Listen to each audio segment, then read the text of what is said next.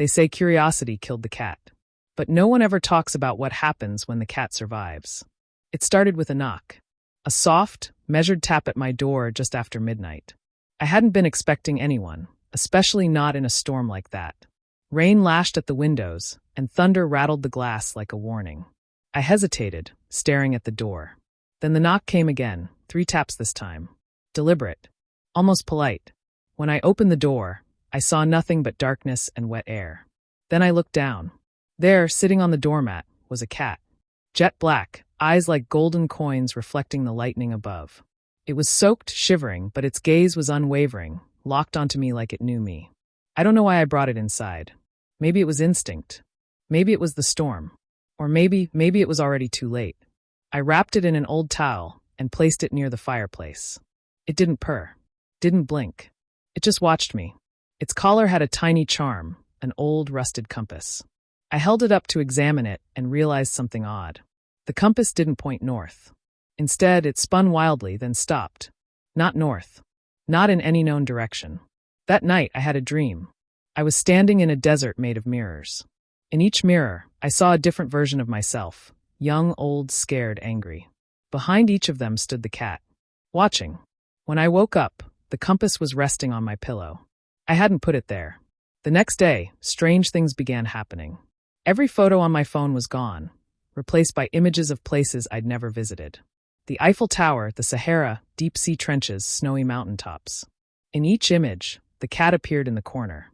Sometimes on a ledge. Sometimes on a tree branch. Always watching. And then the note started.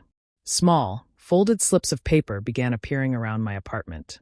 They looked aged, yellowed, and smelled faintly of dust and salt. The first one read, "Follow the cat, or it will follow you forever." The cat stared at me from the windowsill, tail twitching. I felt something shift inside my chest, like something old had been unlocked. And before I could stop myself, I whispered aloud, "Where are we going?" The cat leapt from the windowsill and padded toward the door. Its tail flicked once. Twice. I followed. The cat stopped in front of the hallway wall. Just blank plaster and paint. No door. No window. Nothing. But the compass on its collar began to glow faintly, just enough to cast eerie, golden shadows on the wall. The needle spun violently before landing on a direction that pointed straight at nothing. And then the wall began to ripple. Like water. Like it was breathing. The cat looked at me. Waiting. I should have run. I should have screamed. But something inside me shifted again, that strange pull in my chest, and my hand reached out to touch the wall. The second my fingers brushed it, everything changed. The hallway vanished. Suddenly, I was standing in a misty forest. The air smelled of pine and earth, but underneath it, something metallic, like rusted chains or old blood. The cat sat ahead on a mossy rock, watching as if this place was as familiar to it as my apartment had been. I stumbled forward, calling out, "Where are we?" A whisper answered, not the cat, but the forest itself. Trees moaned with voices that didn't belong in nature. The place is forgotten. The place is erased. And then I saw the signs. Literally road signs, half buried in leaves. One read Shoreview.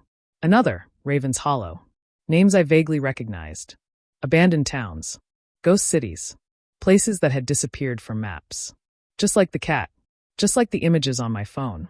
I followed the cat deeper into the forest. The deeper we went, the more distorted things became. The trees bent in impossible angles. The sky above flickered like a broken screen. Time felt unstable. Minutes stretched like hours, and shadows moved against the wind. We reached a clearing with a single street lamp in the middle. It was old, cracked, humming softly with electricity that had no source. Under it stood a child. Pale. Hair slick with rain. Eyes black as the cat's. He held a drawing in his small hands. When I stepped closer, he handed it to me. It was a picture of me, standing next to the cat. But in the drawing I looked older. Sad. And behind me was something massive, something with too many eyes. The boy finally spoke. "You're not the first." The lamp flickered. When I looked up, the boy was gone. Only the drawing remained, now with a single word written beneath it. "Run." The cat took off like a bolt of lightning, and I didn't hesitate. I chased after it. Something was coming behind me, crashing through the trees. I didn't look back. I couldn't. Not yet.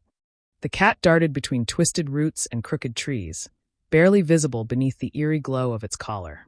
I chased after it, lungs burning, branches clawing at my arms like bony fingers. Behind me, the crashing grew louder, like something massive and wrong was tearing through the forest, not walking, but dragging itself. We burst through the trees and onto a cobblestone street. Just like that, the forest ended. The air shifted, warmer, almost humid, and the sky above turned a sickly yellow. We stood in a town square that shouldn't have existed. Buildings leaned at impossible angles, their windows covered with soot. Store signs hung from rusted chains, swinging slightly, although no wind stirred. Faded posters flaked off the walls, missing children, last seen here, do not enter. But all the faces were scratched out violently. At the center of the square was a statue of a man holding a cat. The same cat. My cat. Only this version looked vicious, fangs bared, claws out, eyes glowing red. I stepped closer. The plaque below the statue read, "To those who wander, you don't leave. You become." I swallowed hard. The cat looked up at me, its expression unreadable. Then it turned and began walking toward the post office, the only building with a door hanging wide open. Inside, the smell hit me first, damp paper and something rotting. Letters littered the floor, some unopened, others addressed to names that sounded vaguely familiar, names of people who had disappeared from the news years ago. I picked one up. "Mom, if you get this, I'm sorry I followed the cat." I dropped it. Footsteps echoed behind me. I spun around, nothing.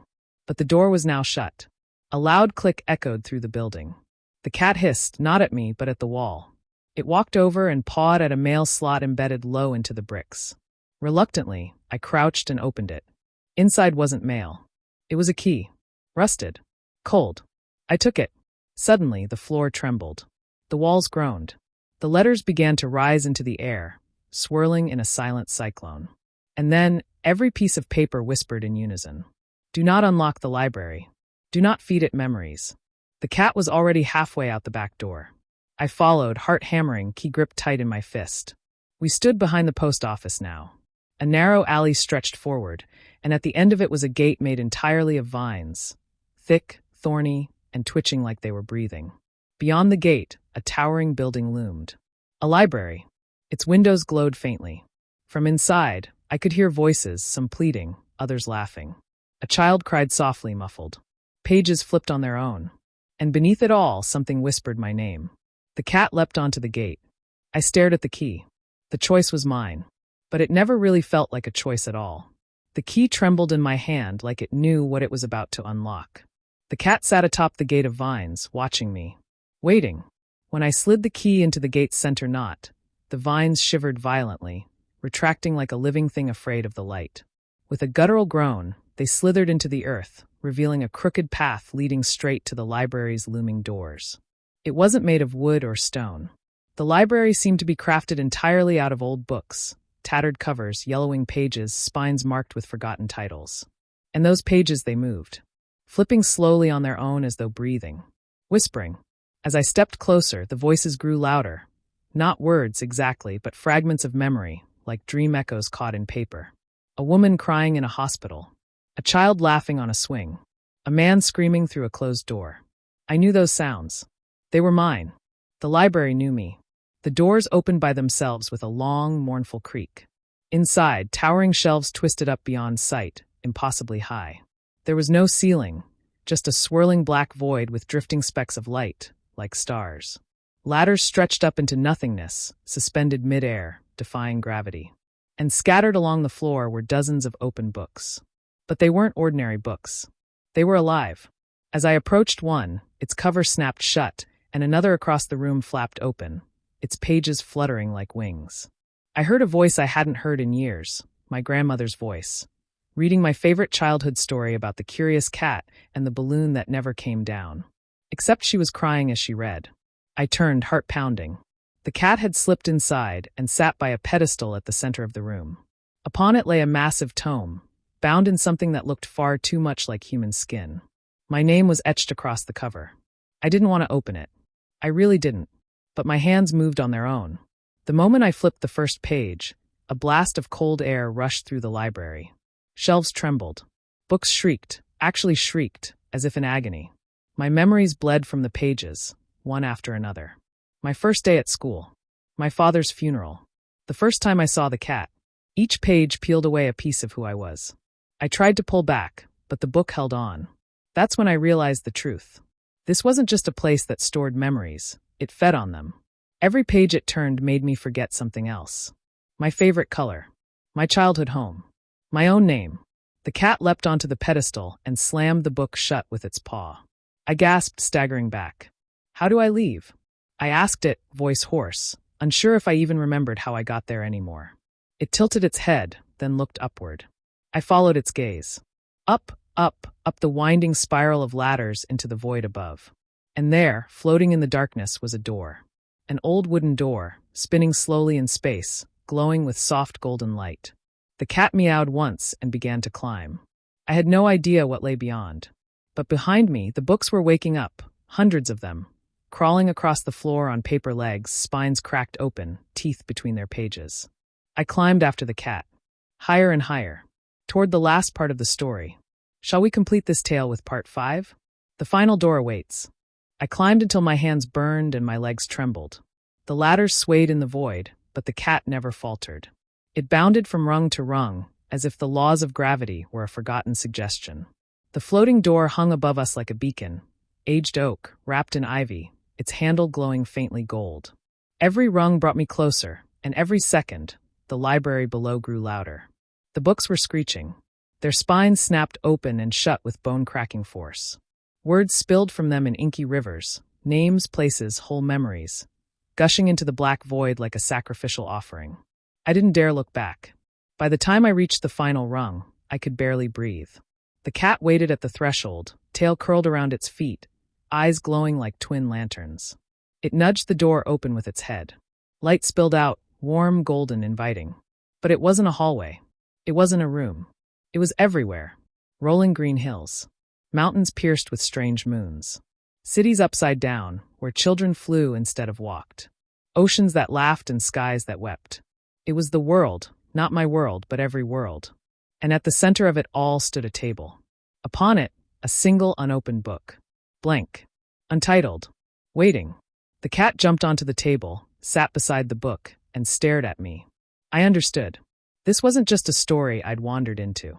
This was a story that needed me to finish it. I walked to the table, hands trembling. The cat gave a low, soft meow, the sound of endings and beginnings. When I opened the book, the pages fluttered like wings. But they were blank. No ink. No story. Until I touched it. The moment my finger brushed the first page, words spilled out, my words, written by thought, by fear, by everything I'd seen. The tale of the cat. The door. The cursed library. All of it flowing freely across the parchment like it had been waiting to be remembered. The cat let out a deep purr. And then it spoke. Not with a voice, but with a feeling and knowing. You've been the story all along. I blinked. The door behind me was gone. The world outside the table rippled, like a curtain being pulled. And I realized I'd never truly left my home. Because this was my home now, a world between pages, between realities. The story was still being written, one page at a time. And somewhere far below, in the world I used to know, a child would open a bedtime book titled The Curious Cat Who Traveled the World. And they'd hear a voice whisper, "This tale is still being told." The cat curled beside the book, its eyes slowly closing. And I smiled, even as the light faded. Because now, I wasn't just a reader anymore. I was the story. Forever.